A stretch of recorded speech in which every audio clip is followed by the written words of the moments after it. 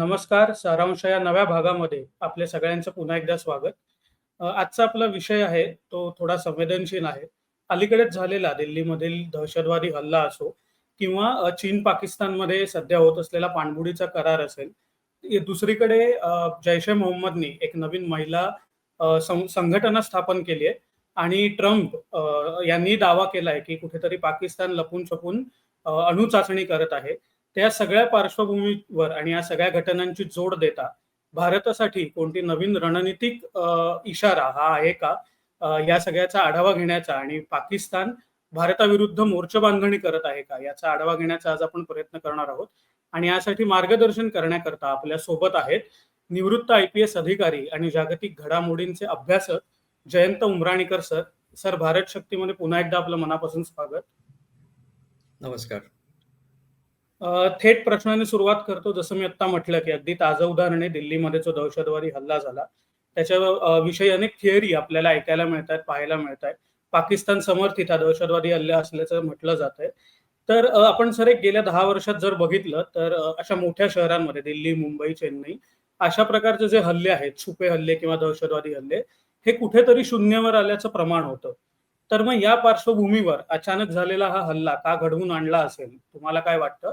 आणि दुसरा महत्त्वाचा मुद्दा म्हणजे भारतासाठी हे कुठेतरी एक रणनीतिक संकेत आहेत का? किंवा एक आपण जे आता बघितलं की अनेक डॉक्टर्सची यामध्ये इन्व्हॉल्वमेंट चेन आपण पाहिली. तर हा कुठेतरी एक नवीन व्हाईट कॉलर दहशतवादाचा प्रकार जो आहे तो उदयाला येतोय का? या सगळ्याकडे आपण कसं बघता? अनेक प्रश्न विचारलेत तुम्ही. मी एक त्याचं उत्तर देतो. थोडं आधी बॅकग्राऊंड आपल्याला समजून घ्यायला पाहिजे. आपल्याकडे दहशतवादी हल्ले फार पहिल्यापासून चालू आहेत. म्हणजे अगदी 1967 मध्ये नक्षलवादीपासून आपल्याकडे सुरुवात झाली. त्यानंतर खालिस्तानी झालं. पण पाकिस्तानी आतंकवाद आपल्याकडे सुरू झाला ते अफगाणिस्तानमधनं रशियन फौजा गेल्यानंतर. आणि त्याचं मुख्य कारण हे आहे की पाकिस्तानला असं वाटलं की त्यांनी अफगाणिस्तानमध्ये जी नीती वापरली होती, म्हणजे वेगळ्या वेगळ्या संघटना निर्माण करायच्या आणि मोठ्या प्रमाणावर तिथे आतंकवाद करायचा आणि त्याच्यामुळे तिथल्या लोकांना म्हणजे रशियन्सला तिथून पिटाळून लावायचं. तर ॲक्च्युली मी त्यावेळी त्या भागामध्ये होतो त्यामुळे सांगू शकतो की रशियन्स तिथून पळून गेले नाहीत, हेलिकॉप्टर पकडून गेले नाहीत. It was a systematic withdrawal. म्हणजे जशी फौज विड्रॉ होते ना तसं परेड करत ते गेले. एवढंच नाही तर सगळं आधी ठरलेलं होतं. त्यामुळे रशियन ऑफिसर्सनी आणि सैनिकांनी दुबईहून काही ऑर्डर्स पण गेल्या होत्या इलेक्ट्रॉनिक गुड्सच्या, त्या त्यांनी रिसिव्ह करून ते सगळं करून ते घेऊन गेले पाकिस्तानमधनं. पण पाकिस्तानला असं वाटलं की आपल्या दहशतवादामुळे आणि आपण निर्माण केलेल्या वेगळ्या वेगळ्या संघटनांमुळे रशियन्स तिथून गेले. आणि मग हाच जो प्रयोग आहे तो त्यांनी भारतामध्ये करायचा ठरवला. आणि मग त्याच्यामध्ये त्यांनी वेगळ्या वेगळ्या हरकतुल मुजाहिदीन, जैश-ए-मोहम्मद, लष्कर-ए-तैयबा अशासारख्या उघड दहशतवादी संघटनांची त्यांनी निर्मिती केली किंवा ज्या होते त्यांना त्यांनी अंगीकारलं. असा हा म्हणजे पाकिस्तानी दहशतवाद जो आपल्याकडे सुरू झाला तो मुख्यतः ह्या अफगाणिस्तान विड्रॉवल नंतर सुरू झाला. इतके दिवस काय होत होतं, जेवढ्या म्हणून आपल्याकडे पाकिस्तानी हल्ले झाले त्याची आपण दखल घेतली, पण केलं काय तर फक्त प्रतिक्रियात्मक किंवा संरक्षणात्मक उपाययोजना आपण केल्या. आपण वेगळे वेगळे कायदे केले, आपण वेगळ्या वेगळ्या संघटना निर्माण केल्या, NIA निर्माण केलं, NTRO केलं वगैरे वगैरे. पण दहशतवादी हल्ला झाल्यानंतर पाकिस्तानला त्याची काही किंमत आपण अदा करायला लावली नाही. म्हणजे वी नेव्हर हर्ट पाकिस्तान. आणि त्यामुळे काय झालं आपल्याकडे, म्हणजे 93 मध्ये मुंबई बॉम्बस्फोट झाले, 99 मध्ये कंदाहार हायजॅक झालं, 2001 मध्ये संसदेवर हल्ला झाला, 26/11चा मुंबई हल्ला झाला. या सगळ्या गोष्टी ज्या आहेत या होत गेल्या. पण मोदी सरकार आल्यानंतर, मी मुद्दाम मोदी सरकार म्हणायचं कारण हे आहे की जेव्हा वाजपेयी सरकार होतं तेव्हा सुद्धा NDAने प्रतिकारात्मक असं काही विशेष केलं नाही. जे काही केलं ते आपल्या बाजूला केलं. फक्त कारगिलमध्ये थोडा म्हणजे युद्धाचा आभास निर्माण झाला, पण तिथे सुद्धा आपण बॉर्डर क्रॉस केली नाही. परंतु सप्टेंबर 2016 मध्ये उरी हल्ल्यानंतर भारतानं POK मध्ये नियंत्रण रेषेच्या पलीकडील दहशतवादी जेवढे लॉन्चपॅड होते त्याच्यावर सर्जिकल स्ट्राईक केले. त्यानंतर 2019च्या पुलवामा हल्ल्यानंतर आपण पाकिस्तानमध्ये इस्लामाबादपासून खूपच जवळ असलेल्या जब्बा टॉपवर हल्ला केला. तो सुद्धा हवाई हल्ला केला. त्याच्यामुळे जवळ 300 तरी दहशतवादी ठार झाले असं सांगितलं जातं. हं, आणि हं, पहलगाम हल्ला जो अक्षरशः त्यांच्या जनरल मुनीरच्या भाषणामुळे झाला असं वाटतं. त्यानंतर आपण जैश ए मोहम्मद आणि लष्कर तैयबा यांच्या मुख्यालयांचा आणखी शिवाय हं, त्यांच्या आश्रयस्थानाचं जवळ 9 ठिकाणी आपण त्यांच्या जागा उद्ध्वस्त केल्या आणि जवळ 11 ठिकाणी पाकिस्तानच्या पंजाबमधील हवाई तळांचा आणि हवाई हं, संरक्षणाचा नाश केला. ही हानी जवळ-जवळ 7 अब्ज US डॉलर्स इतकी होती असं त्यातले जे तज्ञ आहेत ते सांगतात. हं, अशा प्रकारे प्रत्युत्तर दिल्यामुळे पाकिस्तानला खूप मोठा फटका बसला आणि दरवेळेला काय झालं, जेव्हा आपण अशा प्रकारची कारवाई केली, त्यानंतर काही काळ पाकिस्तान चुप्प बसलं आणि त्यानंतर पुन्हा एक कारवाई करायची असे प्रकार चालू होते. परंतु त्यांना जोपर्यंत क्षती पोहोचत नव्हती, तोपर्यंत सगळ्या ह्या ज्या संघटना आहेत, लष्कर-ए-तैयबा, जैश वगैरे, हे अगदी हं, इमिडिएटली सांगायचे, की हा हल्ला आम्हीच केला. They would take credit and they would crow about it, हं, की आम्ही केवढा मोठा हल्ला केला वगैरे, वगैरे. परंतु जेव्हा पाकिस्तानला किंमत मोजावी लागली, त्यानंतर हे क्रेडिट घेणं त्यांचं खूप कमी झालं. आणि हं, त्यामुळे अनेक शहरामध्ये जे आपल्याकडे वेगवेगळे आतंकी प्रकार होत होते, ते थांबले.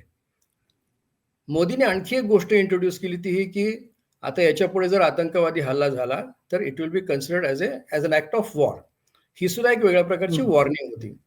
मग आता काय करायचं?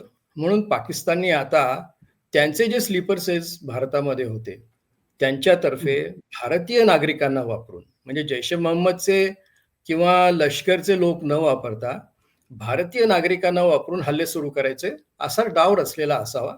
आणि तो खूपच मोठा म्हणजे डाव होता.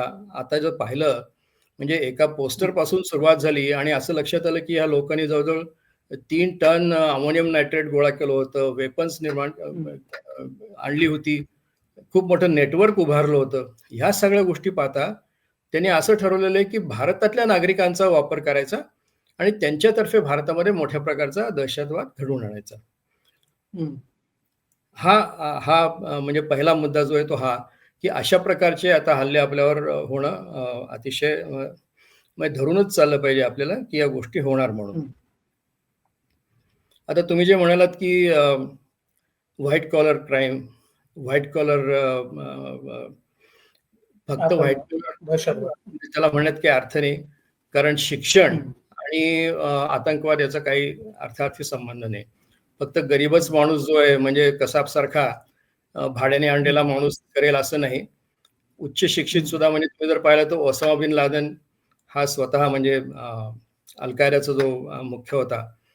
ही वॉज हं, अन इंजिनिअर. त्याचा नंबर 2 अल-जवारी जो होता, तो ही वॉज अ डॉक्टर.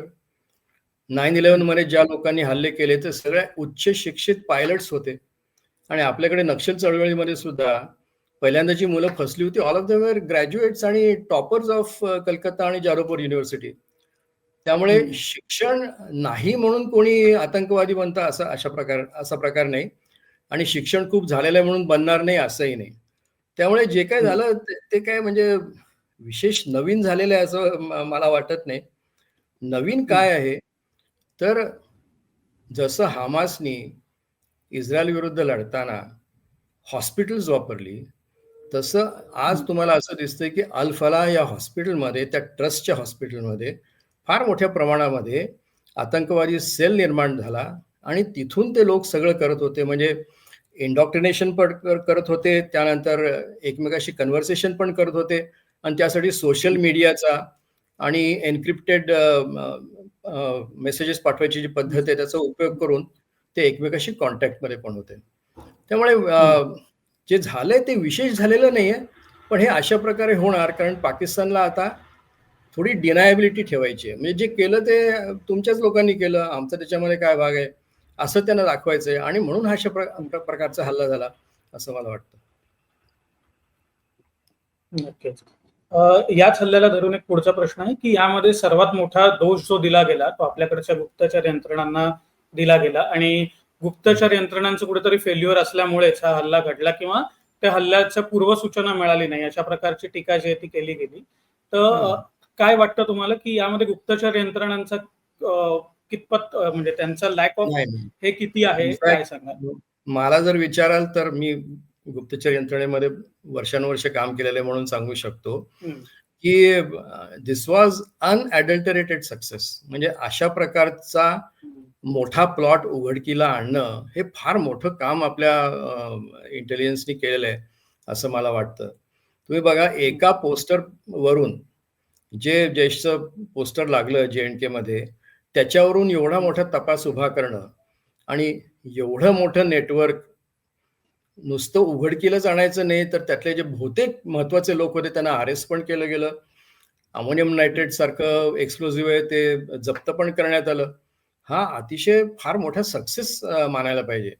आता एक जो हल्ला झाला म्हणजे रेड फोर्टपाशी जो झाला, लाल नाही. किल्ल्यापाशी जो हल्ला झाला, हं, तो खरं सांगायचं तर पॅनिकमध्ये केलेला हल्ला आहे. कारण माझा जो अनुभव आहे त्याप्रमाणे एखादा सुसाईड बॉम्बर कार बॉम्बचा वापर करतोय, तर येणाऱ्या जाणाऱ्या म्हणजे लोकांना मारण्यासाठी अशा प्रकारे कधी वापरत नाहीत. हं, जर कुठला तुम्हाला अशा प्रकारचा हल्ला करायचा असेल, तर कुठलंतरी खूप मोठं स्थळ, जिथे तुम्हाला मोठा घातपात करून आणायचा घडवून आणायचा आहे. हं, it should be a significant target. हे काय म्हणजे ऐरे-गैरे जे रस्त्याने चालले होते, त्यांच्या मोटारी उडवल्या आणि त्याच्यामध्ये 10-12 माणसं विनाकारण मेली. हा काय आतंकवादी हल्ला प्लॅन्ड केलेला नाहीये. आतंकवादी हल्ला आहे, हं, पण त्यांना करावा लागला. कारण बाकीचे सगळे सापडत होते. आता करायचं काय? मग काहीतरी आपल्याला हं, करून दाखवायला पाहिजे. कारण आपण जे हँडलर्स आपले जे आहेत, जे आपल्याला पैसे देत आहेत, जे आपल्याला सगळ्या गोष्टी करायला लावतायत, त्यांना असं तर वाटलं पाहिजे, की आपण काहीतरी केलं. म्हणून हा अशा प्रकारचा हल्ला झाला. आणि हे सुइसाईड बॉम्बिंग किंवा सुइसाईड अटॅक्स जे असतात ना, ते थांबवणं हं, गुप्तचर यंत्रणेला तर कधीच शक्य नसतं. कारण हं, काय सगळी जी संरक्षणाची जी बेसिक प्रिन्सिपल्स आहेत ती त्यांनी उलटी केलेली असतात. म्हणजे आपण जेव्हा तयारी करतो तेव्हा अशी आपली अ, अ, मानसिकता काय असते, की जो माणूस हल्ला करणार आहे तो स्वतःचा बचाव करेल आणि त्यासाठी म्हणून आपण तशा प्रकारची उभारणी करतो. हा हं, जो जो आतंकवादी स्वतःला मारायलाच निघालेला आहे, त्याचा हल्ला तसा म्हणजे थांबवणं फार अवघड असतं. त्यामुळे हं. तो जो स्फोट एक लाल किल्ल्यापाशी झाला, त्याच्यासाठी आपल्याला गुप्तचर यंत्रणेला दोष देता येणार नाही. बरोबर. जर सुरुवातीला जसं मी सर म्हटलं, की आपण विविध स्तरांवर म्हणजे दहशतवादी हल्ल्यापलीकडेही पाकिस्तानची कुठेतरी भारताविरुद्ध मोर्चे बांधणी चालू आहे का? याचाही आढावा घेण्याचा प्रयत्न करणार आहोत. आणि त्यालाच धरून माझा पुढचा प्रश्न आहे, की अलीकडे चीन आणि पाकिस्तानमध्ये एक पाणबुड्यांचा करार झाला. ज्या हं. कराराअंतर्गत आता टप्प्याटप्प्याने चीन पाकिस्तानी लष्कराला पाणबुडी पुरवणार आहे. ती पुढच्याच वर्षी जानेवारीमध्ये त्याची पहिली डिलिव्हरी असणार आहे. तर ऑपरेशन सिंदूरमध्येही आपण बघितलं किंवा इतर घटनांमध्येही आपण बघितलं, की चीनने नेहमीच पाकिस्तानचं लष्करी सामर्थ्य वाढवायला कुठेतरी मदत केली आहे. तर हे जे नवीन पाणबुडी करार होतोय, हे कुठेतरी भारताविरुद्ध कट आहे किंवा मोर्चे बांधणी असं म्हणता येईल का? चीनचा पाकिस्तान बरोबरचा जो सहभाग आहे, हा जर पाहिला तर हे काही नवीन नाहीये. म्हणजे हं, 1970s पासनं चीन आणि पाकिस्तान हे एकमेकाला मदत करत आलेले आहेत. आणि चीननं पाकिस्तानला वेपन्स पण पुरवली आहेत, त्यांना मिसाईल्स पण पुरवल्या आहेत. एवढंच नाही, न्यूक्लिअर मटेरियल सुद्धा पुरवलेलं आहे. आणि याचे पुरावे उपलब्ध आहेत. त्यामुळे चीन आता 3-4 पाणबुड्या देईल त्याच्यामध्ये मला काही विशेष वाटत नाही. त्यांची इच्छा अशी आहे, की पाकिस्तान म्हणजे तुम्हाला विक्रम वेताळची गोष्ट माहिती आहे.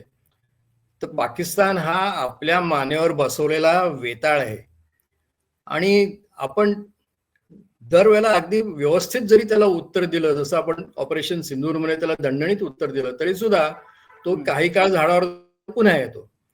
त्यामुळे हा हं, प्रकार चालूच राहणार आणि चीन हा नेहमीच म्हणजे चीनने पाकिस्तानला अशा प्रकारे भारताला त्रास देण्यासाठी म्हणून वापरलेलं आहे आणि याच्यामध्ये काही फरक पडेल असं मला वाटत नाही. इनफॅक्ट हं, हल्ली अमेरिकन्सना पण असं वाटायला लागलंय, की पाकिस्तान त्यांना उपयोगी पडणारे. मग तुर्कीला सुद्धा असं वाटतंय, की या भागामध्ये जर कुरापत करायची असेल, तर त्यांना पाकिस्तानला वापरता येतो. कारण पाकिस्तान हं, हे एक रेंटियर स्टेट झालेलं आहे. म्हणजे हं, एखादा मर्सिनरी जसा नेमला जातो काहीतरी उद्योग करायला, तशा प्रकारे हे लोक स्वतःला हायर करून घेतात वेगवेगळ्या लोकांकडनं आणि मग ते त्रास देत राहतात. त्यामुळे चीननं पाणबुड्या दिल्या याचं मला म्हणजे काही विशेष असं म्हणजे कौतुक वाटत नाही किंवा त्याच्यामध्ये काही असं अर्थ शेकिंग असं काहीच नाहीये. जसं पूर्वी त्यांनी पाकिस्तानला मदत केली आहे तसेच ते आतापर्यंत करत राहणार आणि हे सहकार्य जास्तीत जास्त वाढायची शक्यता आहे, कारण भारताला कंट्रोलमध्ये कसं ठेवायचं त्याचा हा एक भाग म्हणून ते पाकिस्तानला वापरतात. तुम्ही जे अणु चाचण्यांचं म्हणालात त्याच्यामध्ये पुन्हा एकदा आपल्याला घाबरून जायचं कारण नाही, पण आपल्याला अलर्ट मात्र राहायला पाहिजे. आता ट्रम्प जे म्हणाले याचा काय अर्थ काढायचा हे म्हणजे कधी कधी फार अवघड प्रकरण असतं. त्यांची जी विधानं आहेत ती, कारण अणु चाचण्या करतायत म्हणजे काय करतायत एक्झॅक्टली, तर जेवढे म्हणून न्यूक्लिअर स्टेट्स असतात ज्या देशांमध्ये जे अण्वस्त्रधारी देश आहेत हे नेहमीच अशा प्रकारच्या चाचण्या करत राहतात. त्या नॉन एक्सप्लोजिव्ह असतात किंवा कधी कधी कम्प्युटर सिम्युलेटेड असतात, पण त्यांना म्हणजे हे प्रूव्ह करायचं असतं की आपली जी वेपन्स आहेत किंवा आपली जी डिलिव्हरी सिस्टीम आहे या सगळ्या व्यवस्थित काम करतायत. आणि यासाठी म्हणून सगळेच जण म्हणजे खरं तर एक आंतरराष्ट्रीय करार आहे CTBT म्हणून, म्हणजे कॉम्प्रिहेन्सिव्ह टेस्ट बॅन म्हणून जो करार आहे, म्हणजे तुम्ही न्यूक्लिअर टेस्टिंग करू नका यासाठी म्हणून जो करार आहे त्याच्यावर सगळ्यांचे सिग्नेचर्स आहेत, पण जवळजवळ 18 देशांनी म्हणजे ज्यांच्याकडे ऍक्च्युअल न्यूक्लिअर वेपन्स आहेत त्या देशांनी तो अंमलात आणलेला नाहीये करार. आणि अमेरिकेला म्हणजे असं ऐकिवात येतं की ऑगस्टमध्ये त्यांनी काहीतरी तिथे स्फोट वगैरे केले, त्याच्यामध्ये त्यांनी म्हणजे नॉन वेपनाइज न्यूक्लिअर वेपन वापरलं होतं. तर याचं जस्टिफिकेशन म्हणून हे असं सांगतायत की चीन पण करते, रशिया पण करते, पाकिस्तान पण चाचण्या करते वगैरे वगैरे. पण पाकिस्तान काय करते हे आपल्या दृष्टीनं महत्वाचं आहे, लक्ष ठेवायला पाहिजे, पण त्यांनी घाबरून द्यायचं काहीच कारण नाही. पाकिस्तानकडे 3 प्रकारची म्हणजे न्यूक्लिअर वेपन्स आहेत असं म्हणतात. एक तर टॅक्टिकल न्यूक्लिअर वेपन म्हणून आहे. त्यांची अशी इच्छा होती की भारतानं जर कोल्ड स्टार्ट केलं आणि आपल्या जर सेना त्यांच्या भागामध्ये घुसल्या तर त्याच्या विरुद्ध ते टॅक्टिकल न्यूक्लिअर वेपन वापरणार होते. पण हे म्हणजे शुद्ध बावळटपणा आहे. स्वतःच्याच भागामध्ये कोणी टॅक्टिकल न्यूक्लिअर वेपन वापरून तिथली जी जमीन आहे ती पुढली 100 वर्ष तुम्ही खराब करणार आहात का? म्हणजे काही गोष्टी ज्या आहेत त्या हास्यास्पद आहेत. आणि तुम्ही टॅक्टिकल न्यूक्लिअर वेपन वापरलं म्हणून भारत त्याला काय कंपल्शन नाही की त्यांनी टॅक्टिकल वापरावं. तो संबंध मोठा न्यूक्लिअर असॉल्टच करू शकेल. त्यामुळे त्याचा काही उपयोग नाही. आणि सिंदूरमध्ये आपण हे पण दाखवून दिलं की जर तुम्ही त्यांना न्यूक वापरताच येणार नाही अशी परिस्थिती निर्माण केली, म्हणजे त्यांचे हवाई अड्डे जेवढे होते तेवढे नष्ट केले, किंवा त्यांना विमान सुद्धा उडवता येणार नाही, म्हणजे अणुबॉम्ब तर वेगळीच गोष्ट झाली किंवा मिसाईल वेगळीच गोष्ट झाली, पण साधं विमान सुद्धा उडवता येणार नाही अशी परिस्थिती आपण घडवून आणली. आणि त्यावेळेला असं लक्षात आलं की त्यांचा न्यूक्लिअर ब्लॅकमेल काही चालणार नाही. तर या सगळ्या गोष्टींचा जर विचार केला तर पाकिस्तानने एखादा कुठेतरी फटाका फोडला तर आपल्याला विशेष त्याचा म्हणजे घाबरायचं कारण नाही, मात्र लक्ष ठेवायला पाहिजे की ते करतायत काय. आणि आपण पुन्हा एकदा सिंदूरचाच उल्लेख करतो की ज्याला आपण स्टँड ऑफ वेपन्स म्हणतो, अशी वेपन्स आपण वापरल्यामुळे पुन्हा टॅक्टिकल न्यूक्लिअर वेपन वापरायचा पाकिस्तानला प्रसंगच आला नाही. मला असं वाटतं की न्यूक्लिअर म्हणजे अण्वस्त्रधारी तो देश जरी असला तरी आपण त्याला व्यवस्थित प्रत्युत्तर देऊ शकू. आणि आपलं जरी नो फर्स्ट यूज पॉलिसी असली तरी एक लक्षात ठेवायला पाहिजे की नो फर्स्ट यूज मध्ये सुद्धा आपण काही क्वालिफिकेशन ठेवलेलं आहे की आमच्यावर जर मोठा केमिकल बायोलॉजिकल हल्ला झाला तरी सुद्धा आम्ही हे करू शकतो. आता फॉर एक्झाम्पल ह्या अल्फालाच्या लोकांनी नाही, पण गुजरातमध्ये जो सेल होता त्यांनी रायसिन वापरलं होतं आणि अशी शक्यता होती की ते विष त्यांनी इतर ठिकाणी वापरलं असतं आणि त्याच्यामध्ये शेकडो लोक सापडले असते. तर अशा प्रकारच्या जर काही अचानक गोष्टी झाल्या तर we reserve the right to retaliate. त्यामुळे त्याच्यामध्ये काही विशेष आपल्याला घाबरून द्यायचं कारण नाही, मात्र आपण अलर्ट अतिशय राहायला पाहिजे. खरंय. पुन्हा एकदा दहशतवादाच्या मुद्द्याकडे येऊया सर. जैश ए मोहम्मदनी अलीकडेच स्वतंत्र महिला विंगची स्थापना केली आहे आणि त्यामुळे अनेक पुन्हा थिअरी समोर आल्या आहेत तर मला तुम्हाला विचारायचं वाटेल की त्यांची ही जी स्वतंत्र महिला विंग स्थापन करण्याची भूमिका आहे, त्यामुळे भारत विरोधी दहशतवादाचं स्वरूप किती तीव्र होऊ शकतं किंवा कोणती नवीन आव्हानं भारतासमोर उभी राहू शकतात? जैशचं काय झालेलं आहे, त्यांचं मुख्यालय उद्ध्वस्त झाल्यामुळे त्यांना काहीतरी आपण करून दाखवायचं आहे, अशा उद्देशानं या सगळ्या गोष्टी चाललेल्या आहेत.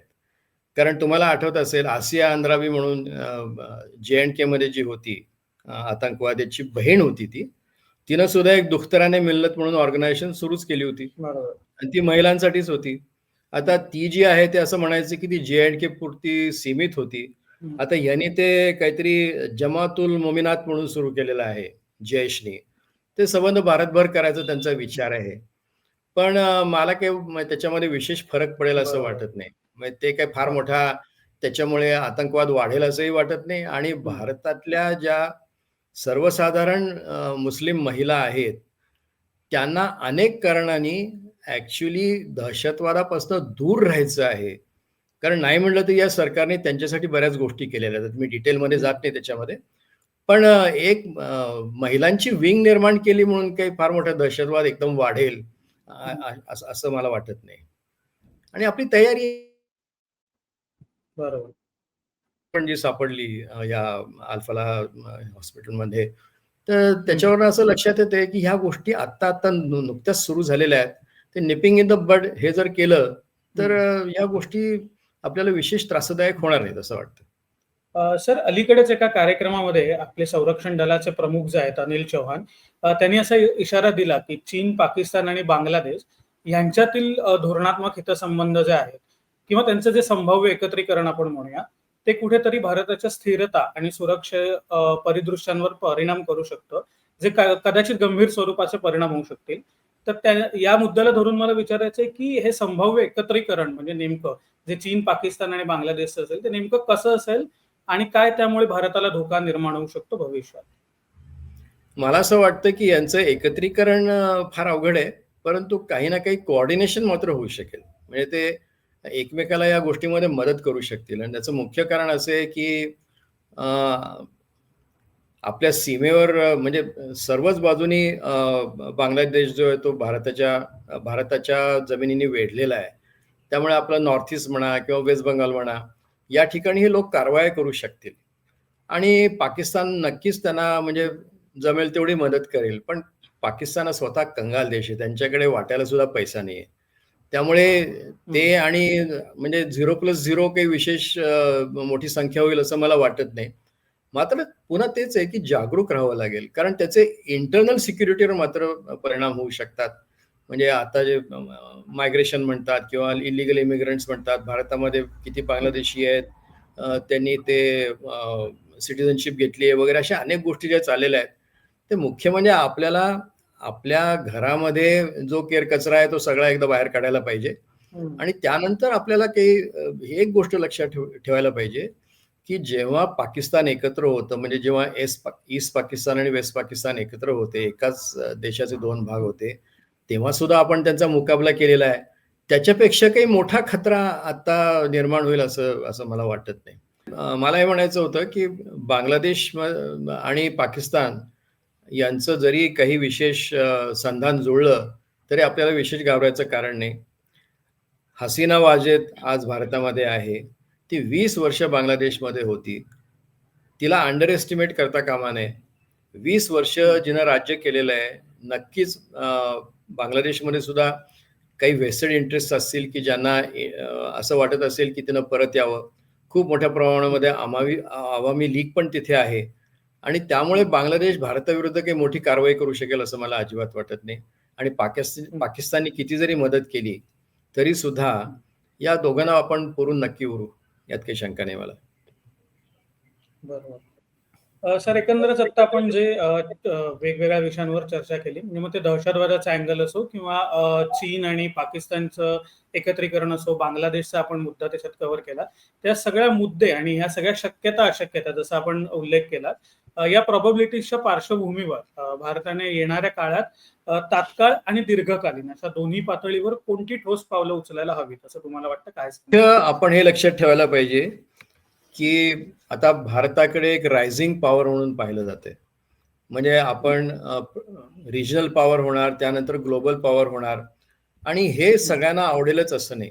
सध्याची जी व्यवस्था आहे जगाची, सध्याची जी ऑर्डर आहे, त्याच्यामध्ये भारत एक प्रमुख देश म्हणून जर वर यायला लागला, तर त्याला शक्यतो खाली कसं ठेवता येईल हे पाहण्याचा सध्याच्या ज्या पॉवर्स आहेत, वर्ल्ड पॉवर्स आहेत, ते प्रयत्न करणारच. म्हणजे नेहमी इतिहासच ते सांगतो, की रायझिंग पॉवर जेव्हा असते, तेव्हा जे एस्टॅब्लिश्ड हेजेमॉन्स असतात, ते नेहमी त्याला खाली खेचायचा प्रयत्न करतात.